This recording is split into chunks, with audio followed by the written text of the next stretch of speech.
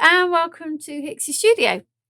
In this video I am going to show you how to make this card, and this uses stamp by Nelly's Choice. It's this stamp. Let me just get the white card. This is the acetate.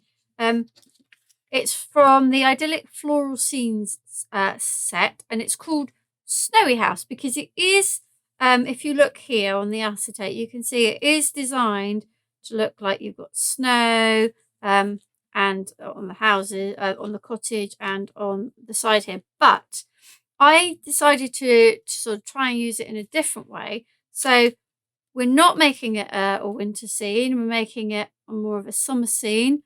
And I've also done a fair bit of masking. As you can see, there is the original stamp. And we're going to do a couple of bits of masking so that we can get an additional cottage and these additional trees.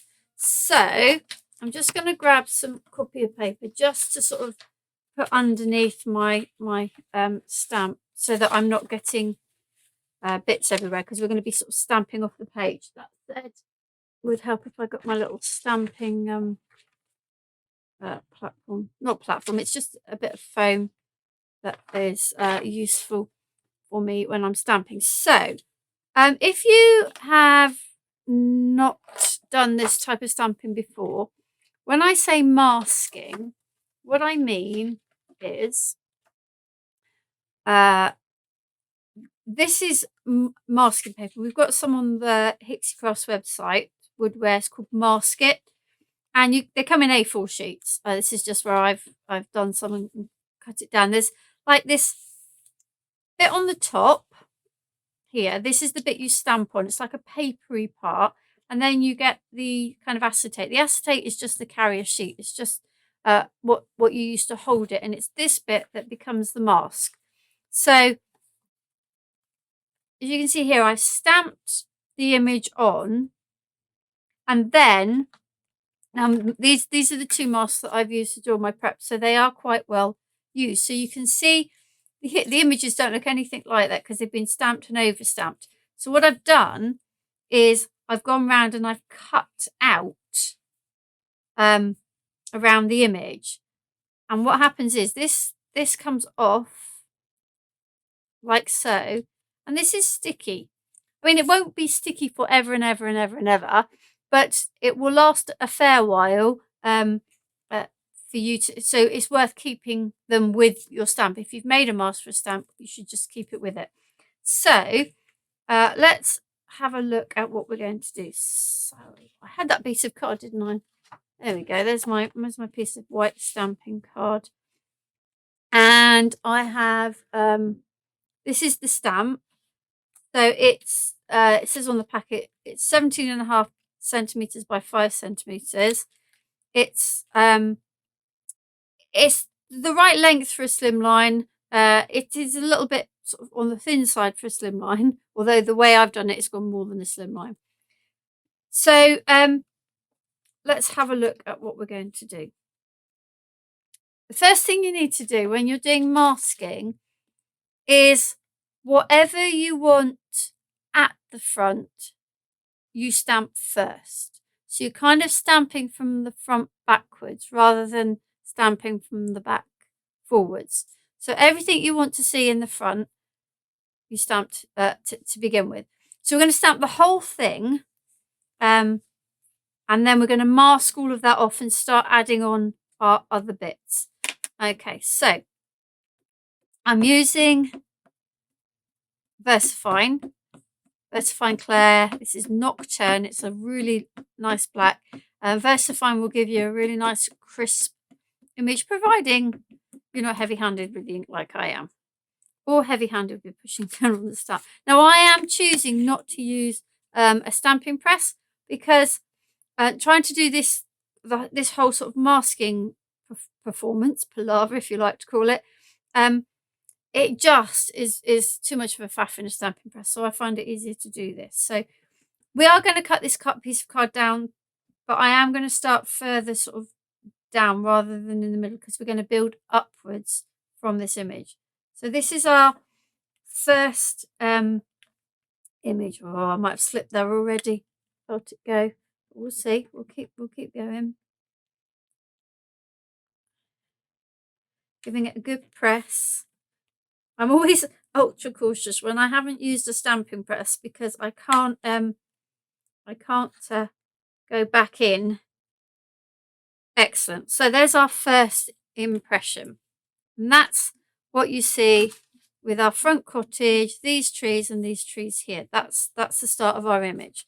So what we need to do now is we need to cover that up. So anything we stamp next is going to fall behind it. So we take our mask off of the acetate carrier. Don't lose that. It's very easy to lose that because it disappears. And then we put this over and just take a little bit of time to try and line it all up as best you can. There we go. So we've now masked that. So whatever I stamp next is going to not go over the top of what we've already stamped. It's going to look like it's behind. Now, before I put the ink on, if I show you, in fact, let me show you because I've got one I stamped on a copy of paper when I was practicing it. So the next thing we're going to do is this bit here, okay, which is the cottage and these trees. So we're going to try and put the cottage, the chimney of the cottage, if I bring this back in, just sort of up and to the right for the point of this tree. So you're kind of looking here. You can see why I've got some extra paper out, because I am going to ink a little ways across so that I don't miss anything that I do want, but anything I don't want will fall off onto that piece of paper. So it's always worth making sure you've got your surfaces covered and that you're not ending up stamping onto your mat. So now this is where I always go the wrong way. So definitely need that end, not so much up the other end. So if I don't go right to the end, I'm not going to be too worried, but I do definitely need that end. Okay. So we said we're going to be looking to put this top of this chimney just up and to the right of this treetop. Okay. It doesn't matter if it's not exactly where you got it last time. None of the ones I've done a few and none of them are exactly the same, but they're not bad. Okay, so I'm going to make sure that this is all, I don't know why I'm pressing there, that doesn't matter, as long as the bits at the top, the bits that are going to be visible are stamped. So we're going to take that off, and so now we've got our trees. Now I'm not too worried about this because I shall probably drop this little bit off here. Okay, and now what we need is a second mask. So I've made 2 of these masks because now what I want to do is mask that off so that I can add all the trees in. Oh, a little bit of drop or something put under there, so that I can put in the trees behind all of this now. So we've got the trees in behind the cottage here, but we need the trees here and we need these extra trees over there. So my second mask, I'm just going to put it over the first. I'm not taking the first one off because I still need that one on. But I'm going to put that one on like so. So now everything we've stamped so far is covered up. So the next lot that we're going to stamp will be further back into our picture. So, and this is where I was getting myself in a pickle when I was doing it at home, trying to work out which end of the stamp to put ink on to do the bit. So we're going to start, I'm going to lift that up. I'm going to start with the trees at this end. Now what I don't want in my picture are is the cottage, although it won't matter too much if I get it here because I'm going to kind of cut off here. So I want to stamp, ink to roughly about halfway along the cottages. Make sure I've got what I need.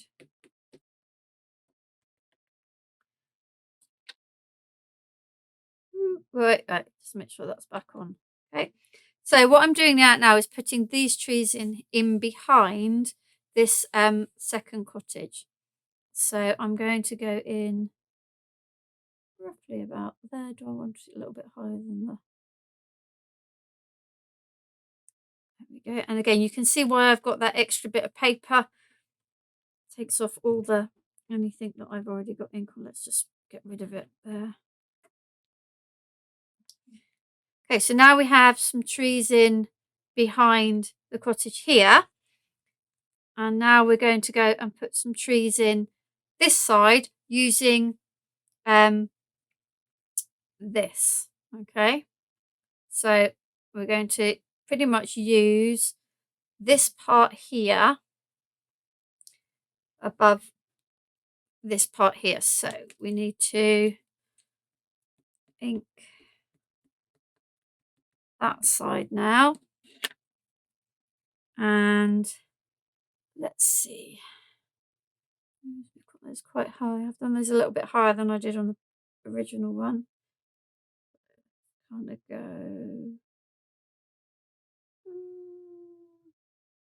higher. Yeah, I reckon we go there. Okay. Make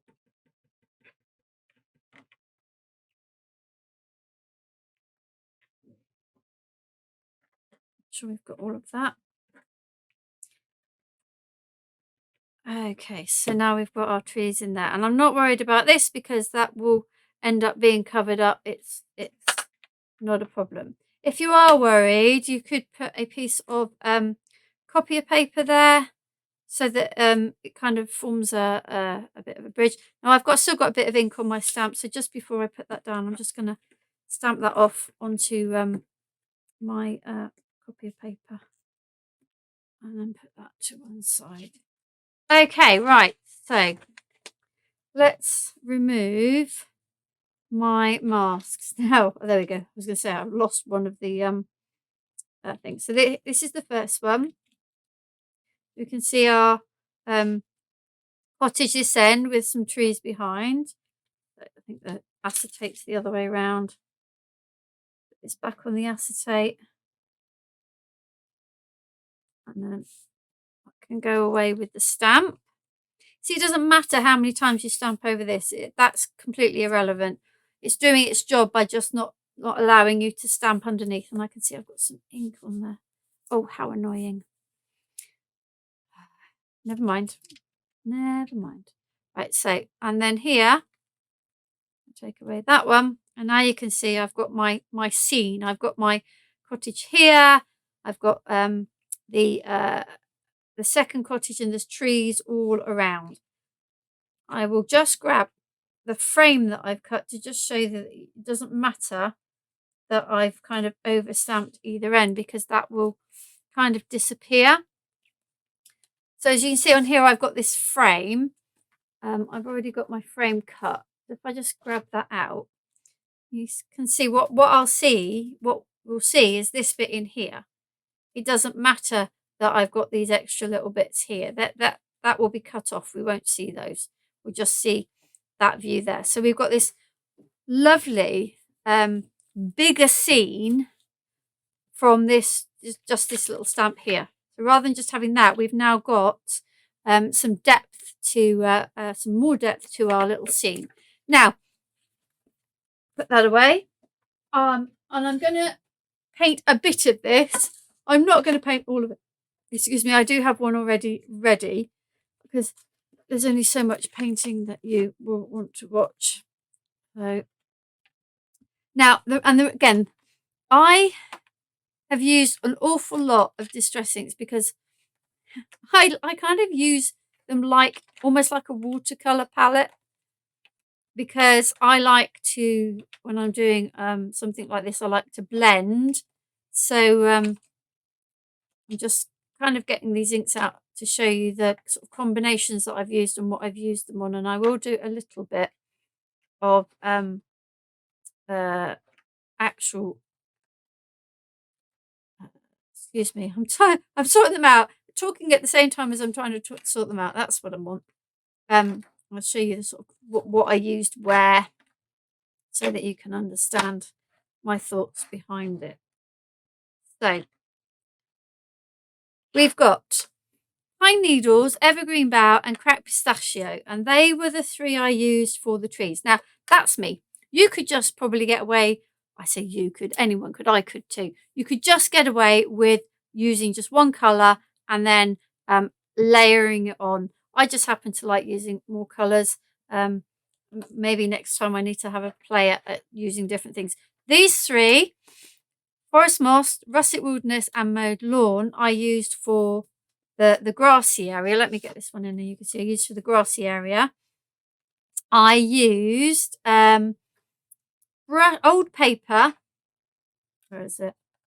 Old paper and brush corduroy and walnut stain for the roofs. Again, it's one of those things that I could probably have got away with just one colour and layering it. For the brickwork, I went with crackling campfire and fired brick. For the sky, just salty ocean.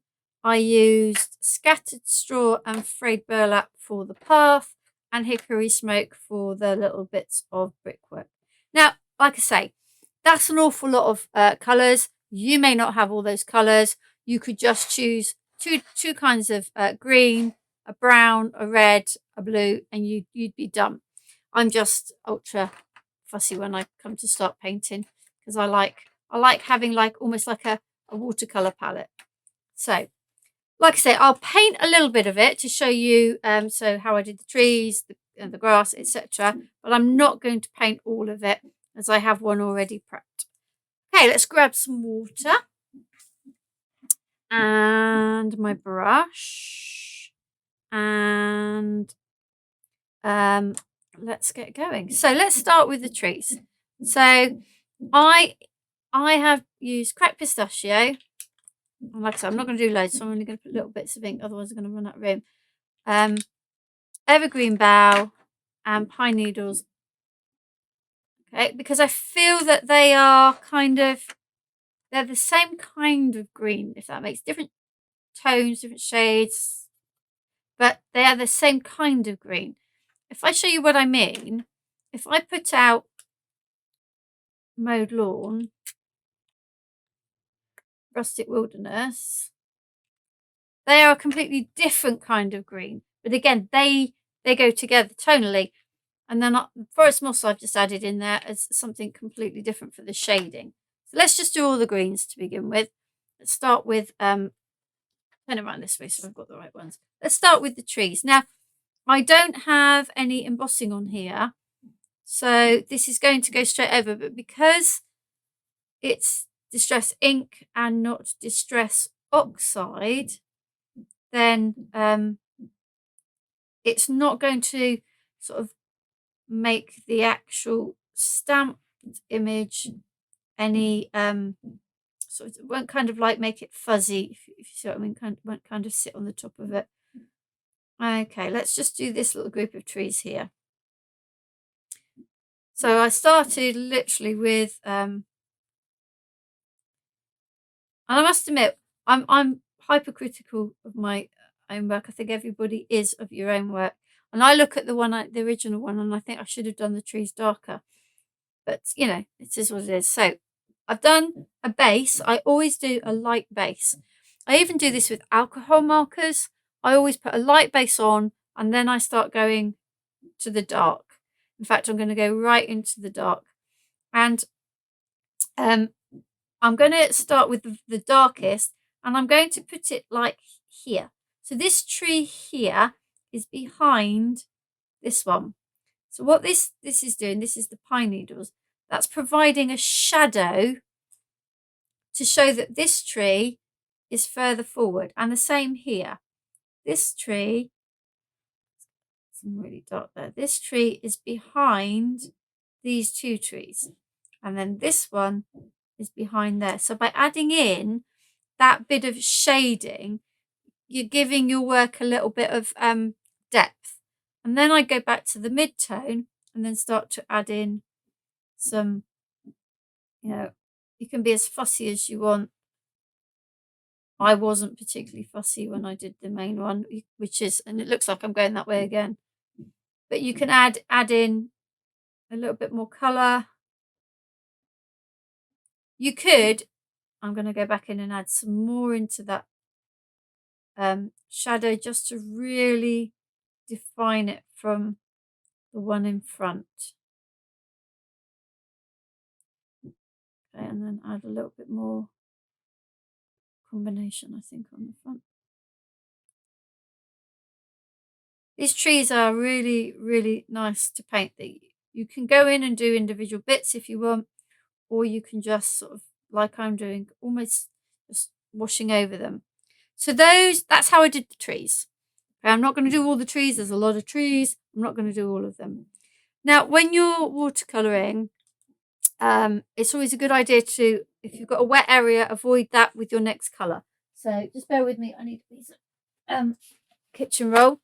So I'm going to, I'm not going to do the grass at the moment because that's right next to these trees. In fact, I could do the grass here, although I really want to do it there to show you.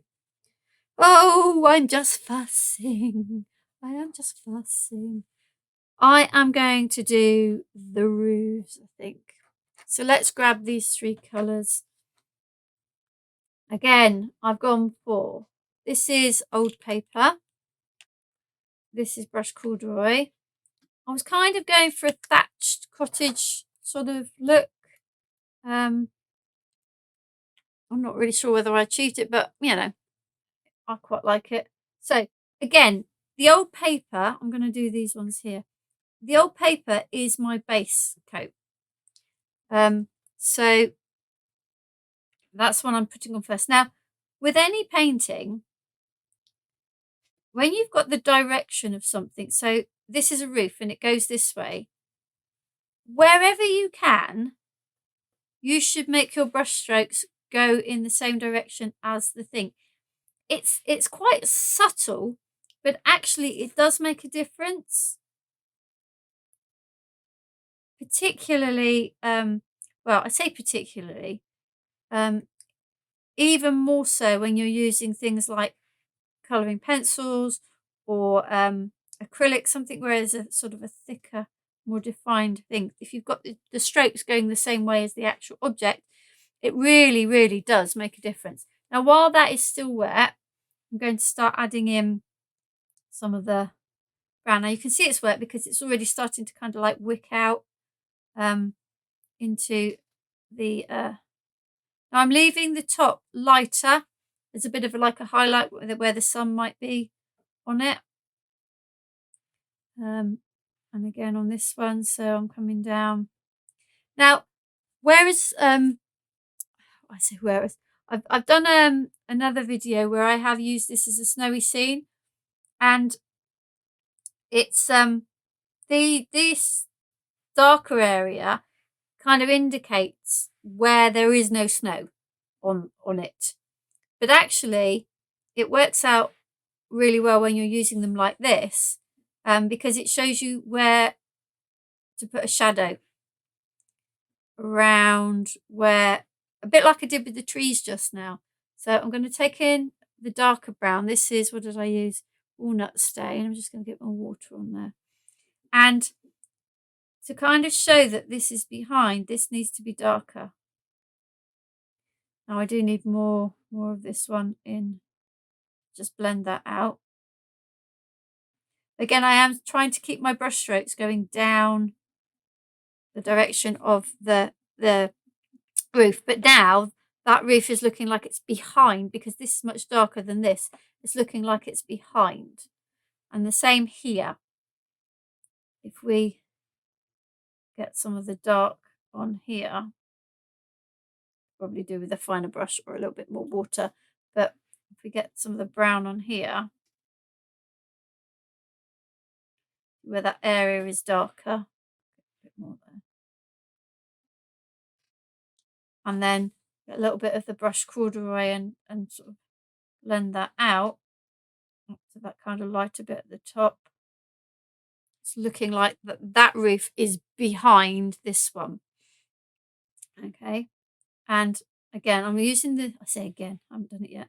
I'm going to use it here as well because this kind of bit of the roof here is kind of underneath, sort of hidden, tucked in. So we'll use it there, and then we want some more with the brush corduroy to bring that up. So we get a little bit more of the brown on this sort of shady area, and then bring it up like so. Okay, so that's how I did the roofs.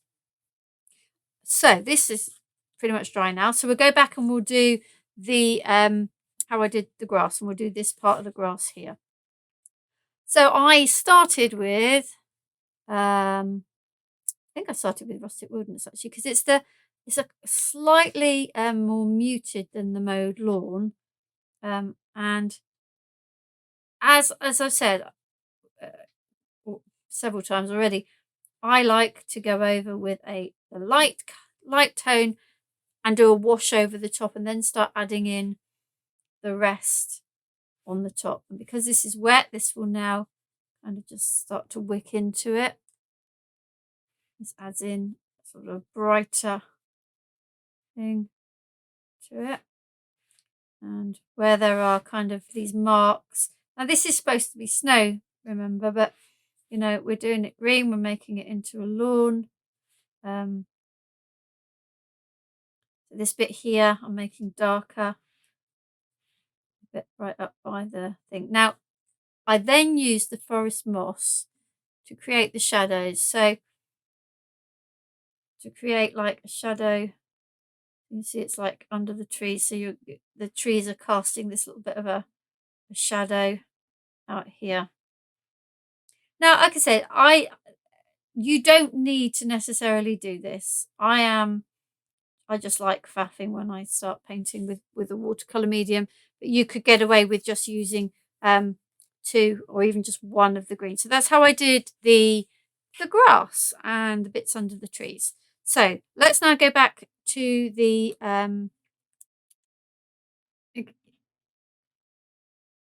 we're going back to the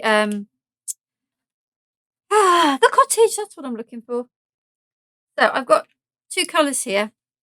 Crackling Campfire, which is a much more orangey red, and then Fired Brick. It's, you know, you've got to take your hat off to Tim Holtz when he named these. He wasn't far wrong. I mean, when you think for the trees, I used pine needles and evergreen bough. For the grass, I've used mowed lawn, and I'm using Fired Brick for the bricks. So, you know, you can kind of be guided to an extent by some of the names of the colours in the Distress Ink sort of range. So I keep wiping that off, but I want this quite watery. So I am going over this, and I am not aiming for an even colour, because when you look at brickwork, even modern brickwork, the bricks are not all the same colour. You know, they're just not. So if you've got a little bit more colour in one area than another, then, you know, it doesn't matter, because it kind of gives that more sort of authentic feel, if you like. It makes the brickwork a little bit more, look a bit more natural. So, and this time I'm kind of using my brush that way, because that's kind of sort of the way your eye takes you with the bricks. So just grab a little bit more in and out. You can see it's already it's drying patchy, and patchy is what I want. Okay, and the Fired Brick, again, you could just then take the Crackling Campfire without watering it down, but I'm taking the Fired Brick, and I'm going in under the eaves of the little cottage to add, and under anything that's kind of sticking out. So this wheel, this cartwheel that's sticking out under the kind of windowsill at the bottom here, under the windowsill here, under the eaves again, just adds a little bit of more sort of warmth, a bit more depth to all the bits and pieces. So, and I'm just going a bit down there on the shadow of that wall. Yeah, that's as easy as it is for the brickwork. What else have we got? Oh yeah, I didn't do the chimneys, not to worry. I used hickory smoke to do the like what I would consider to be stonework. Now when you use this as a snowy scene, these bits at the top of the chimneys are essentially snow, but I'm gonna paint them in green. In fact, that's another thing I just wanted to point out. I forgot about that. So I did not paint the window frames. I left the window frames white. So just something like that, and then the step here. Something I didn't mention is the stamp has this like smoke out the chimneys. Let's just go back to and show you that. If I take the cracked pistachio, and let's do this one here, as I've got no other colours sort of to mingle into that. So if I do that, I've gone over what would be the smoke, which is this bit here, and I'm just treating it like it's a tree. Just treat it like it's a tree, and then it just blends in to the trees, and you no longer notice that it's smoke. So it's kind of gone, because in the middle of summer, well, you might, but you probably wouldn't have a fire going in your cottage in the summer. What else did I do? The path I did in scattered straw with a bit of the frayed burlap. The sky, let's just look at how I did the sky. Now I need a bigger brush for that, and then we will move on. So I've used, what did I use? I think I used Salty Ocean, not a sky one, but Salty Ocean, because I wanted quite a nice vivid sky. Now, the easiest way to do this is just to wet your paper. Now, I'm not going right the way up. I'm not bothered about going right the way up. If you do, it doesn't matter, because this is waterproof ink that we've painted with, stamped with. So I'm just making this wet. Now, this isn't watercolour card, so just do bear that in mind. It isn't watercolour card. It won't sort of respond in the same way, but you can still get this kind of lovely effect. And I'm going horizontally. If I went vertically, it would not look anything like a sky. So I'm going horizontally, keeping it fairly pale. She says, having really put too much colour down on that, but I'm just going to block that out a little bit. Keeping the brighter colour sort of towards the top. And bear in mind, some of this is going to be cut off anyway. I'm not going for a full on colour. I'm just going across. I need to come down. I've turned it round now so I can see where I want to bring it down a little bit more. Just a little bit. I'm not sort of worrying about going exactly round everything. A little bit more water in there. It's called a wet on wet technique. So you put in wet paint onto a wet surface, and then you get much more of a realistic kind of sky, because that kind of like wispy cloud type effect. Okay, so you would do that for the whole of the image, and I have one that I have already done, as you can see here. So done in just the same way, same colours, and you can see it's building up in the same way as I did for this one. Brilliant. Let's before I move on, we're going to put my distress inks in the box, and then they're out of the way. I do try to be a slightly tidy crafter. Okay, so that's, move that out of the way. Okay, so that's the bulk of your card, and I have cut it down now so that it will fit my frame. Okay, my frame will just go over the top, and so on this one I would have cut it down so that the frame fitted sort of there. I lose the cottage here, and I lose the sort of a bit of the cottage there, and it looks pretty much the same sort of scene. Okay, so just remains to stamp the sentiment as well. We'll do the sentiment in a minute.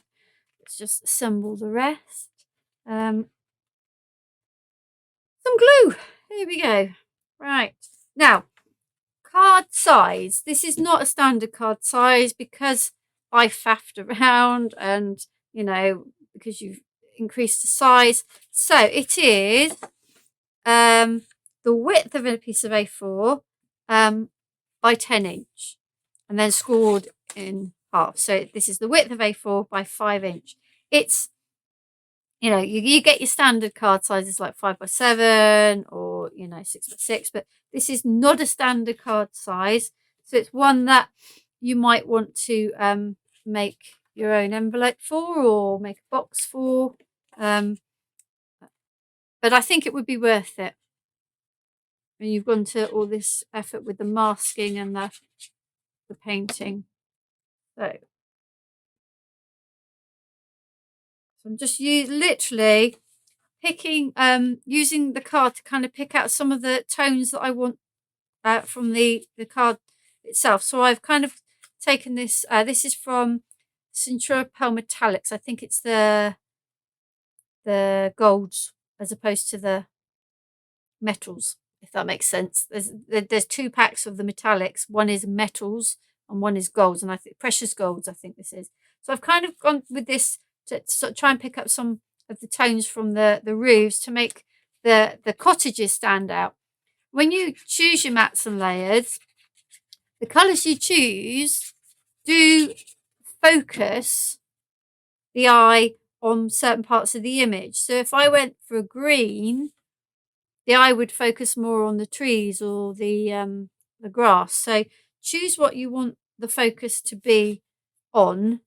And I have to admit, it took me a while. I played around with lots. I did try greens, but it really didn't work.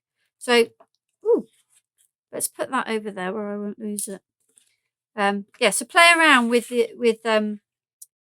different combinations of colours for mounting your card.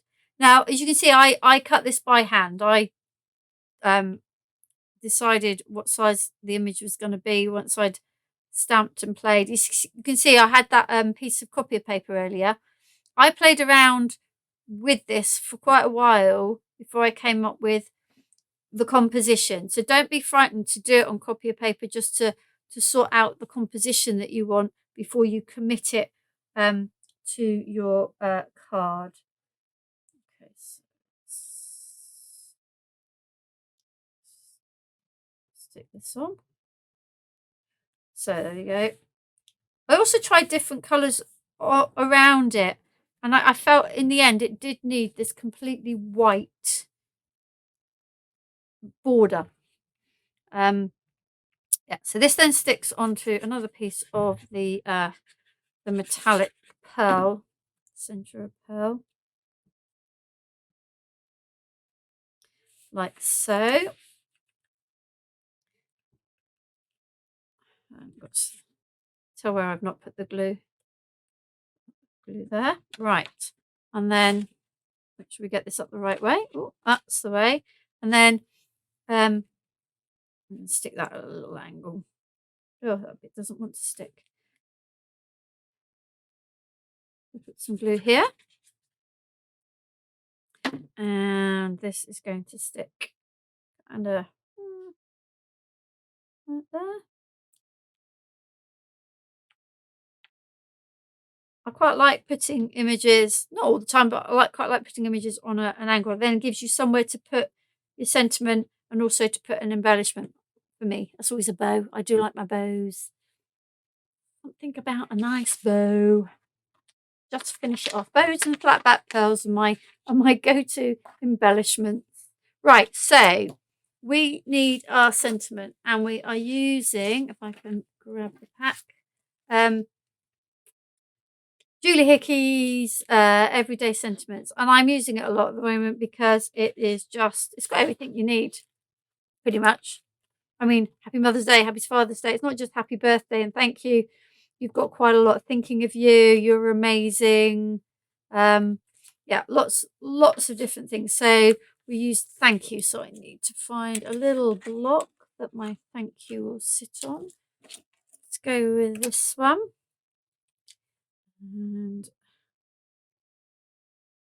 Thank you. And the nice thing about having them separate, I could have it this way, so thank you like that, or I could put the thanks above the U and have it as more of a square sentiment. So you've got that versatility that you don't get when it's just one stamp. Just check that I've got that in the right place. Grab my versafine Claire,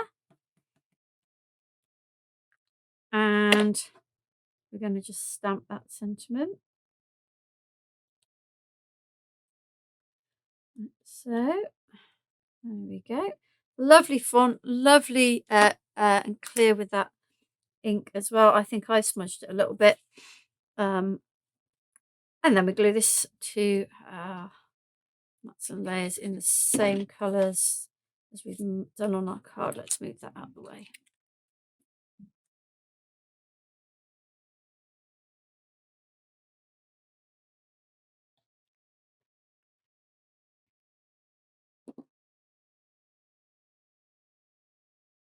Okay, and I'm going to use a little bit of 3D glue gel. Not that I want it raised, I want it flat, but if you can see, I don't know, on the overhead there, does that show? There's a gap underneath it. So I want it to sit flat. I don't want it to kind of be tilted. So if I put some 3D glue gel on the back like this, when I put it on, I can push it down, and then this bit stays higher and this bit goes flat against there. It's just a better, I find it a better way of sticking on sentiments or anything really when you've got kind of multi-dimensional. So I've got my my little gold ribbon there, my little bow, and we're going to stick that on there. So let's have a quick recap of what we've done. We have used some of this great masking to enable us to create a oh, there we go, from this stamp, this single one level stamp. We've used the masking sheet to enable us to mask and create this multi-layer, and then we used distress inks to colour it in. Yeah, and that's kind of it really. But yeah, always when you get seeing stamps like this, think about, can you use masking to actually create further depth with it, because a lot of these stamps you can, and yeah, it just adds a different dimension. And also, seeing this was called Snowy Scene, we've made a completely non-snowy scene. If you want to see a version of this that is more sort of Christmassy, wintry, then there is another video on that one too. But thank you for joining me.